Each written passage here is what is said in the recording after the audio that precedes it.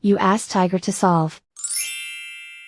This deals with linear equations with one unknown. The final result is k equals -7. Let's solve it step by step. Group all constants on the right side of the equation. Add 3/8 to both sides. Combine the fractions. Combine the numerators.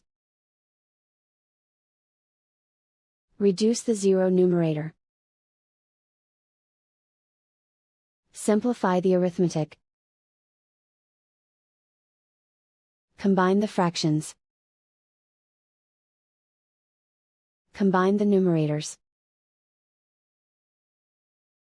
Find the greatest common factor of the numerator and denominator. Factor out and cancel the greatest common factor. Isolate the k. Multiply both sides by inverse fraction 7/2.